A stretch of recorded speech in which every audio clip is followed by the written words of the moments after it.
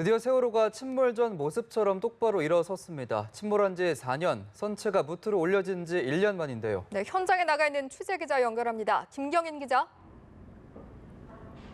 네, 저는 지금 목포 신항에 나와 있습니다. 제 뒤로 보시는 것처럼 오늘 아침까지만 해도 왼편으로 누워있던 세월호가 현재는 완전히 똑바로 일어선 모습입니다. 세월호 직립은 조금 전 12시 10분쯤 작업을 시작한 지 3시간 10분 만에 완료됐습니다.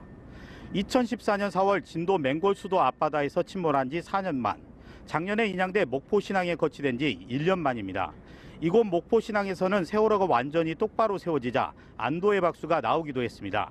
노심초사하는 마음으로 직립을 지켜본 세월호 가족 150여 명은 서로를 부둥켜 안으며 눈물을 보이기도 했습니다.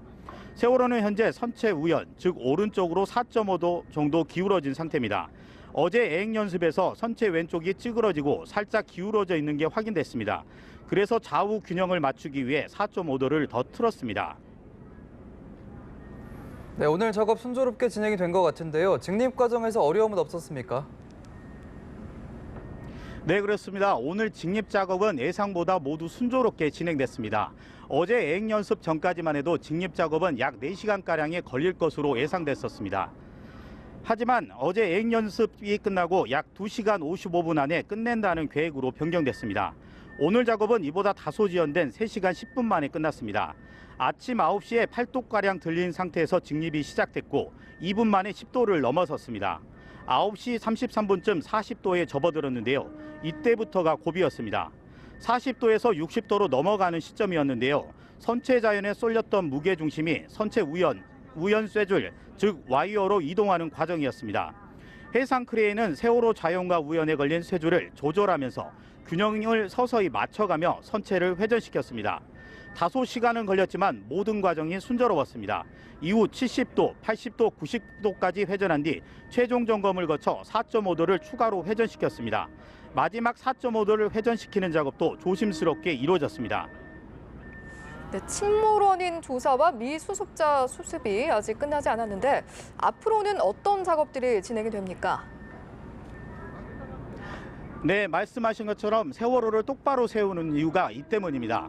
정확한 침몰 원인을 조사하고 아직 찾지 못한 미수습자 5명을 찾기 위해서입니다. 인양 완료 이후에도 세월호가 왼쪽으로 누워 있으면서 선체 자연에 대한 조사가 정확하게 이루어지지 못했습니다. 또 기관실 등이 선체 우연, 즉 그동안 하늘을 보고 있으면서 안전상의 이유로 조사관 투입도 어려웠습니다. 세월호 자연 선수 쪽과 선미 쪽도 많이 눌려 있어 조사와 수색이 이루어지지 않았습니다. 하지만 오늘 세월호가 바로 세워짐에 따라 침몰 원인 조사도 빨라질 것으로 보입니다. 외관 조사는 하루나 이틀 뒤 진행될 것으로 보입니다. 조사관 투입에 앞서 내부 장애물들을 제거한 뒤 조사관을 투입하게 됩니다. 동시에 선체 자연에 있는 수평빈 30셀을 제거하고 안전보관 작업도 함께 이루어집니다. 이후 조사관 등을 투입해 내부 수색과 조사가 이루어지게 됩니다. 모든 조사가 끝나면 세월호 선체조사위원회는 8월 초까지 최종 보고서를 작성하게 됩니다.